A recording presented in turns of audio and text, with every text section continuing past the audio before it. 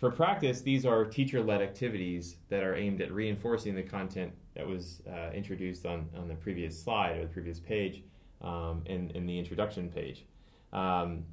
These practice activities hope to push the student a little bit further, but mainly they're aimed at reinforcing the concepts they just learned. And for the practice slide, maybe the teacher and students just 50 versus 50, because they are going to communicate more. Yeah, so this is more of, in my mind, the we do portion. So it's still teacher-led, but the teacher is offering practice. So allowing the practice to happen.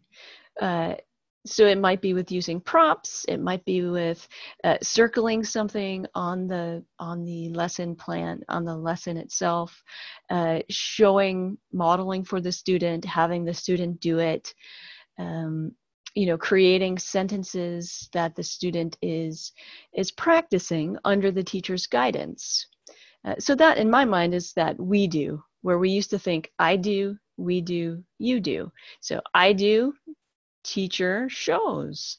The teacher is giving a nice clear model. So that's the introduction in this stage.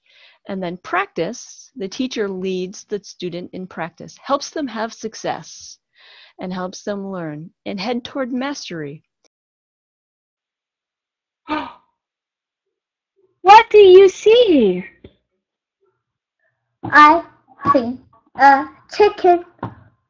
Ooh, is this a chicken? Check. Ah, there you go. There you go. Very good. Very good. And what is this? This is a egg. Egg. This is an egg. An egg. An egg. Very good. Very good. Where does the chick come from?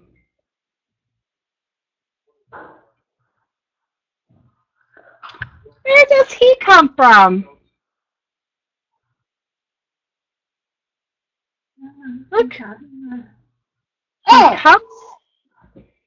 He comes from an egg. He comes from an egg. He comes from an egg.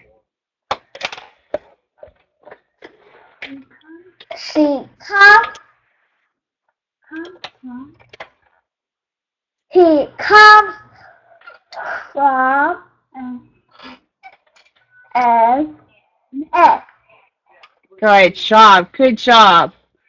Very nice. Very nice. Good job. And you get your first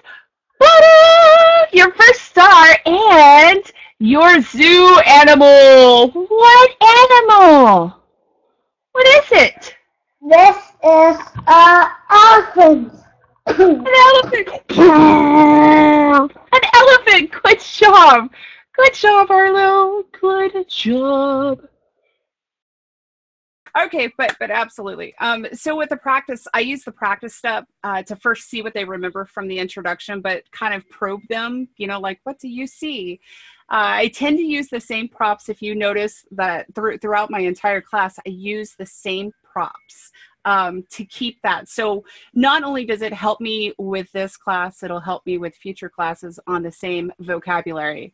But while I'm leading the class or the slide per se, I'm getting him involved so that we're doing that I do, we do, you do form.